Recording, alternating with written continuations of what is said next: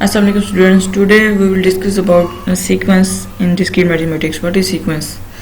जैसे कि आपको पता है कि कोई भी काम को करने के लिए या किसी भी काम की कंपटीशन के लिए कुछ नंबर ऑफ स्टेप्स होते हैं जिनको हम सीक्वेंस से फॉलो करते हैं, देन हम अपने टारगेट तक पहुंचते हैं। इसी तरह से मैथमेटिक्स में भी सीक्वेंस है। First of all, one of the most important tasks of mathematics is to discover and characterize regular patterns such as those processes that are repeated in nature. Means कि कुछ ऐसी चीज़ें हैं जो कि बार बार रिपीट होती हैं, ठीक है, उनको हम रेगुलर पैटर्न में डिस्कवर करते हैं, उसको हम सीक्वेंस बोलते हैं। They are data structure in computer science. Main mathematical structure use in the study of repeated process is the sequence. कि जो भी प्रोसेस रिपीट हो रहा है उसको हम सीक्वेंस बोलते हैं इसके अंदर, ठीक है। इसकी रियल लाइफ एग्जांपल देखें कि अगर सपोज एक बच्चा है, वो प्ले कर रहा है प्लेग्राउंड में फुटबॉल के साथ, उसके बाद उसका सेकंड जो उसका सीक्वेंस है, सेकंड स्टेप उसका क्या है कि वो उसने हैंड वॉश की है, उसके बाद थर्ड नंबर पे उसने हैंड ड्राई की एंड देन उसने अपना मील लिया है। तो ये स्टेप बाय स्टेप सीक्वेंस को उसने फॉलो किया है। उसके बाद दोबारा वो जब प्ले करेगा तो दोबारा ये सारे स्टेप्स फॉलो करेगा, ठीक है। तो ये बाय नेचर ये स्टेप्स हैं जो कि ये रिपीटेड प्रोसेस है जिसको ये फॉलो करके अपने टारगेट तक पहुंचता है। सीक्वेंस की डेफिनेशन क्या है? A sequence is a discrete structure used to represent an order list. Order list का मतलब ये है कि आप जो तरतीब से या जो रिपीटेडली जो बार बार हमारे पास आ रही है कोई चीज़, उसको किस तरह से हमने प्रेजेंट करना है, हम उसको एक ऑर्डर लिस्ट बना के उस छोटे से बड़े की तरफ, बड़े से छोटे की तरफ इस तरह से हम उसको प्रेजेंट करें, तो ये हमारी सीक्वेंस है। Sequence is a function from a subset of the set of integers, usually either set 0 1 2 3 और द सेट 1 2 3। मीन्स के क्या है कि सेट ऑफ इंटीजर्स क्या है, चाहे वो इंटीजर 0 1 2 से स्टार्ट हो रहे हैं या फिर 1 2 3 से स्टार्ट हो रहे हैं। अब इसकी एग्जाम्पल है कि देखें 2 की पावर 3 है, उसके बाद 2 की पावर 4 है, फिर 2 की पावर 5 है, 2 की पावर 6 है। तो इसका जब हम पावर लेंगे मल्टीप्लाई करेंगे तो 8 बनेगा, 16 32 64। मीन्स की एक स्पेसिफिक नंबर है जो कि इसमें ऐड करने से ये अगला नंबर हमें हासिल हो जाता है। तो ये प्रोसेस बार बार रिपीट हो रहा है, इसको सीक्वेंस बोलते हैं। Sequence is just a list of elements usually written in a row. एक रो में जो एलिमेंट्स लिखे जाते हैं उनको सीक्वेंस बोलते हैं। Usually this set is a set of natural numbers 1 2 3 up to so on, या फिर set of whole numbers 0 1 2 3 up to so on. तो इसमें क्या है कि sequence A N is equal to 1 by N. अगर वो कह रहे हैं कि ए वन हमारे पास एक टर्म हो, तो अगर 1 से वो टर्म स्टार्ट हो तो नेक्स्ट क्या होगा हमारे पास 1 बाई एन, तो 1 मीन्स 1 बाई 2 हो जाएगा, फिर 1 बाई 3 1 बाई 4, इस तरह ये सीक्वेंस चलता जाएगा। इसके लिए नोटेशन कौन सी यूज होती है? ए एन यूज होती है सीक्वेंस के लिए नोटेशन, ठीक है। A1 A2 A3 A4 ये सारे एलिमेंट्स हैं उसके, और up to so on AN तक। AN एन के अंदर कोई भी वैल्यू आ सकती है, 100 आ सकती है, 10 आ सकती है, 15 आ सकती है, कोई भी वैल्यू आ सकती है। That represent terms of a sequence defined on the set of natural numbers n। तो ये नेचुरल नंबर n को रिप्रेजेंट करता है। कंप्यूटर साइंस में सीक्वेंस क्या है कि सबसे पहले आपने अगर सिलेक्शन करनी है तो आप देखेंगे ट्रू में जाना है या फॉल्स में। अगर कंडीशन ट्रू है तो इधर आ जाएगा, फिर इस बॉक्स को एग्जीक्यूट करेगा, देन वो एंड पे चला जाएगा। अगर कंडीशन फॉल्स है तो इस बॉक्स पे आ जाएगा। मीन्स ये सीक्वेंस है ना, क्या हमने पहले क्या करना है, दूसरे नंबर पे क्या करना है, तीसरे नंबर पे क्या करना है, एरो कहाँ जा रहा है। और इटरेशन में क्या होता है, अगर कंडीशन ट्रू है तो दोबारा से वो रिपीट होती है, दोबारा से कंडीशन चेक करेगा, जब तक वो फास्ट नहीं हो जाता वो एग्जिट नहीं होगा। और सीक्वेंस में क्या है कि स्टेप बाय स्टेप अपने फॉलो करना है, हर स्टेप को, हर प्रोसेस को, हर फेज को स्टेप बाय स्टेप फॉलो करना है, ठीक है। तो ये फ़र्क है सिलेक्शन में, आइट्रेशन में और सीक्वेंस में। सिलेक्शन में हम दोनों में से सिलेक्ट करेंगे कि हमने इस तरफ जाना है या इस तरफ जाना है, यानी हमने ट्रू की साइड पे जाना है या फॉल्स की साइड पे जाना है, या ये हम तभी सिलेक्ट कर लेंगे जब हमारे पास कंडीशन आएगी और हम देख लेंगे कंडीशन फुलफिल हो रही है या नहीं।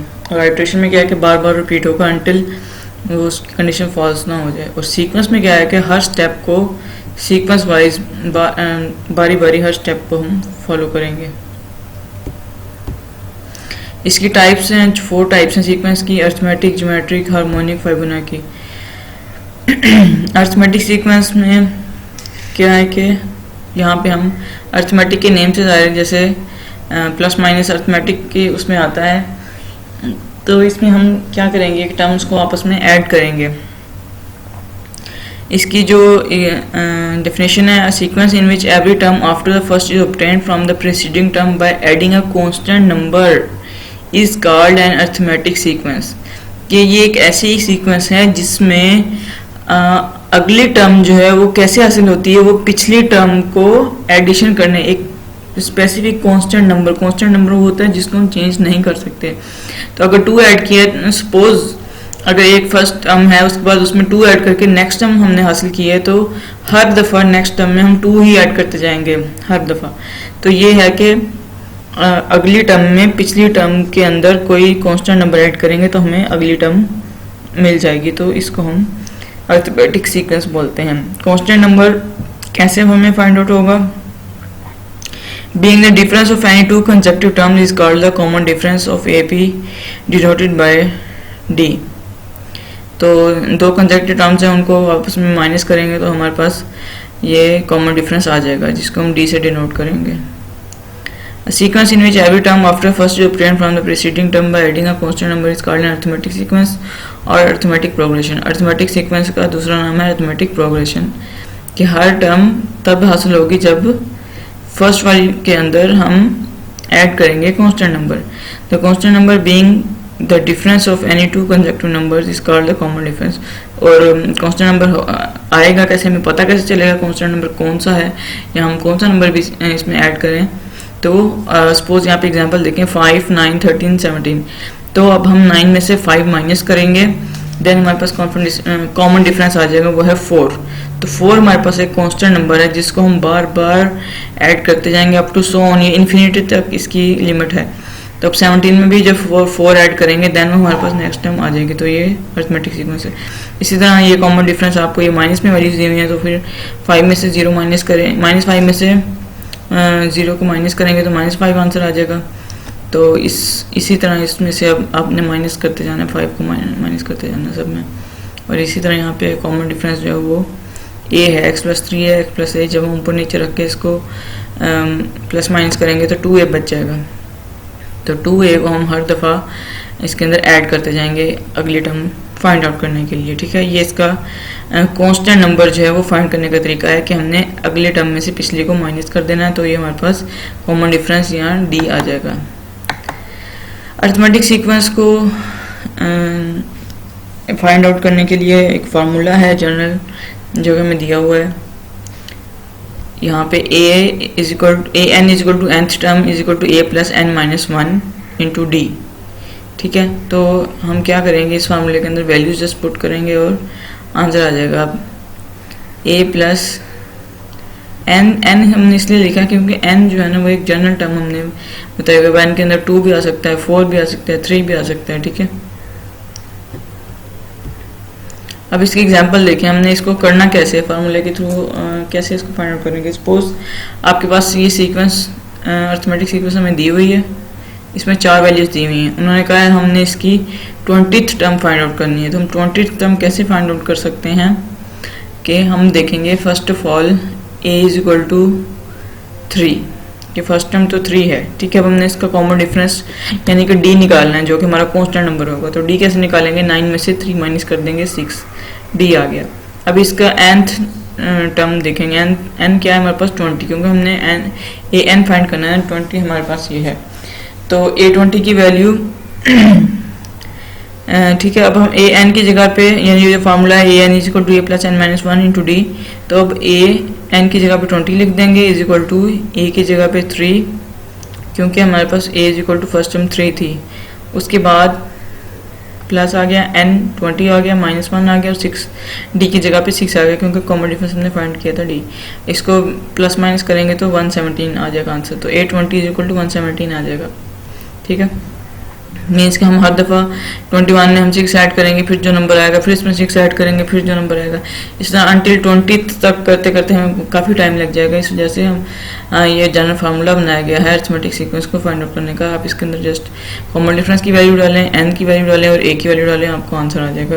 कि बेशक आप ए 100 फाइंड आउट करना चाहें या फिर ए 50 फाइंड आउट करना चाहें, यानी 50th टर्म फाइंड करना चाहें या 110th टर्म फाइंड करना चाहें, तो यही सेम प्रोसीजर है। जस्ट आपने एन की वैल्यू चेंज करनी है यहाँ पे, ठीक है।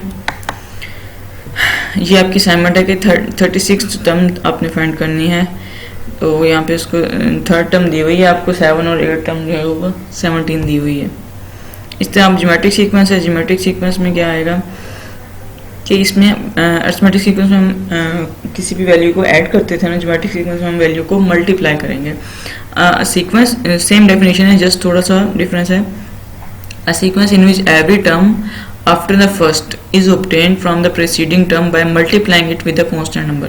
यानी इसमें भी कांस्टेंट नंबर ही यूज़ करेंगे, लेकिन हमने कांस्टेंट नंबर को इसके साथ मल्टीप्लाई करना है। यानी कि अगली टर्म हमें कैसे हासिल होगी कि पिछली टर्म के साथ कोई कांस्टेंट नंबर को मल्टीप्लाई करेंगे, दैन हमें अगली टर्म हासिल हो जाएगी। तो इसको ज्योमेट्रिक सीक्वेंस भी बोलते हैं और ज्योमेट्रिक प्रोग्रेशन भी बोलते हैं। कांस्टेंट नंबर क्या है? Being the ratio of any two consecutive term is called the common ratio of the GP और डिनोटेड बाय आर। तो इसमें कांस्टेंट नंबर हमारे पास जो है वो आर से हम इसको डिनोट करेंगे, जो इसका डिफरेंस है। इसी तरह होगा ratio of any two consecutive number, तो इसकी हम रेशियो निकाल लेंगे।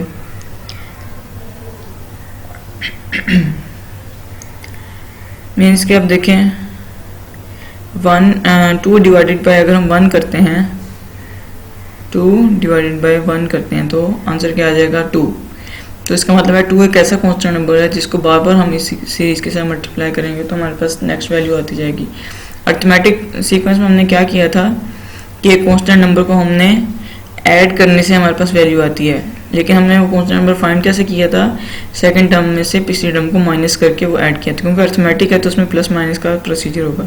ज्योमेट्रिक सीक्वेंस है, इसमें मल्टीप्लाई और डिवीजन का प्रोसीजर होगा। इसमें ज्योमेट्रिक सीक्वेंस में क्या होगा? कांस्टेंट नंबर को मल्टीप्लाई करेंगे पिछले नंबर के साथ, देन हमें अगला नंबर मिलेगा। तो कांस्टेंट नंबर कैसे फाइंड करेंगे?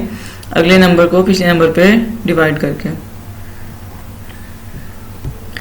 ये इसका भी जनरल फार्मूला है, a N is equal to nth term, a N is equal to a r की पावर n माइनस 1। तो इसमें r की वैल्यू वही आएगी जो हमने कॉमन डिफरेंस निकाला है। ये देखें, ये एग्जांपल है 4, 12, 36, 108, ये हमें टर्म दी हुई है। अब हमने इसकी 8th टर्म फाइंड करनी है, 4th तक दी हुई है। तो सबसे पहले a क्या आ जाएगा? हमारे पास 4 आ जाएगा। कॉमन रेशियो क्या आ जाएगी? 4 divided by 12 divided by 4 is equal to 3। n क्या है हमारे पास? 8। तो a8 की वैल्यू कैसे फाइंड करेंगे हम? फार्मूला है a N is equal to, जो हमने पीछे भी फार्मूला पढ़ा है, हमने उसके अंदर इसको फिक्स करना है इनकी वैल्यूज़ को, देन हम इसको वैल्यू हमारे पास आ जाएगी, ए8 की वैल्यू आ जाएगी, ए आर की पावर n माइनस 1। तो a की वैल्यू क्या है? 4, r की वैल्यू है 3, n की वैल्यू है 8 माइनस 1। तो हम रखेंगे, इसकी वैल्यू कैलकुलेट कर लेंगे। तो ये आप लोग खुद ही कर लीजिएगा, ठीक है? क्लियर हो गया? ओके।